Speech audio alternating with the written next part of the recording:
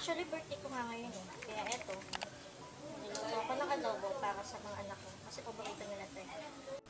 Gusto na anak ko sa adobo yung yung wala masyadong sabaw. Yung natutuyot siya, tapos nagmamantika ng pusa, gano'n. Tapos yung medyo matamis yung adobo.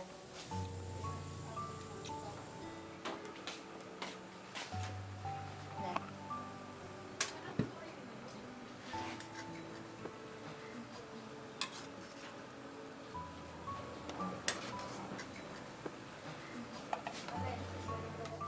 Itatabi ko muna to para mamaya may kakainin yung mga anak ko pag alis ko.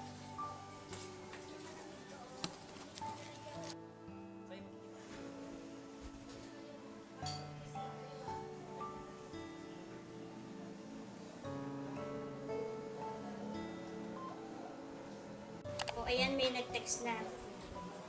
Magmi-meet daw kami ngayong 5 o'clock around Manila area. Hinihintay niya na ako. So, alis muna ako.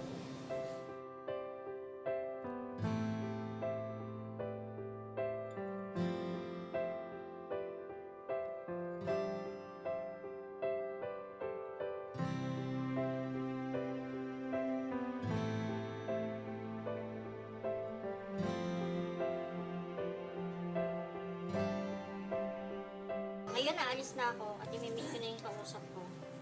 Usually, nagdadala ako ng condom for safety. Siyempre, para iwas sakit na din. Dahil dito na makilala talaga yung mga kamit ko.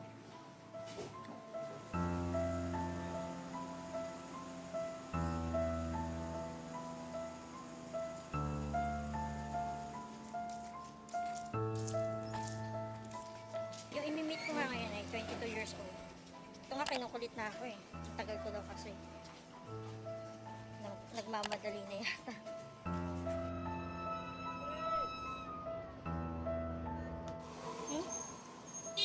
Wala mo na lang ako kung nandito ka na. May kakatawag ngayon na nagpapabok na siya for 31. Nasa ibang bansa pa siya. Ayun nga, nandito na ako sa meeting place namin. Late na nga ako. Pagbook ako for 3 hours.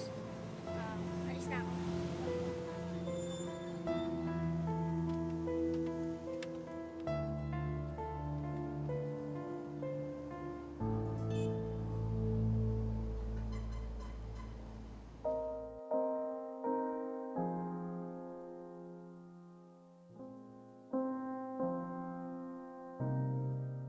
Second client ko, married na siya, then at the same time pastor siya.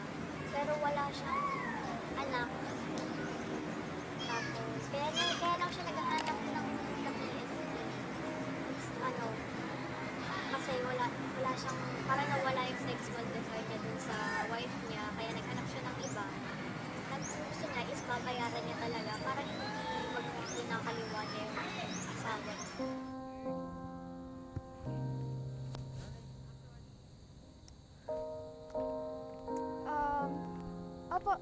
Opo, papunta na po. Sige po. Bye!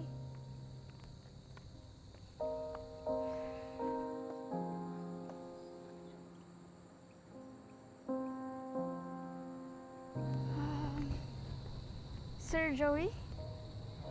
Yes, Ruby, ikaw? Yes po. Kailan na ka na? 21 po. Nung sinabi niya sa akin na satisfy siya, parang gumaan din yung pakiramdam ko. Kasi nabigay ko yung gusto niya, then in return, nabigay rin niya yung kailangan ko. Kumbaga, sa areang yon parang patas na lang din kami. 3 times na kami nag-do. Yung first is 5,000, then second is 2,500, third 1,500. Yung sa kanya kasi umabot ng 5, 7, 5, 9,000. Yung dun po sa second client ko. Yung binigay ko po yung half sa mother ko. Then yung bale, 2,500 po yung binigay ko sa mother ko. Tapos yung 2,000, pinambayad po ng bills. And siyempre yung pang-araw-araw namin. Then yung 500, tinira ko po para sa sarili ko. Kaya ako po ito ginagawa kasi nga mahal ko yung nanay ko. Na alam ko naman, pag may naibigay ako sa kanya, matutuwa siya sa akin. Kaya kahit masama sa loob ko na gawin to, ginawa ko na lang to para sa kanya.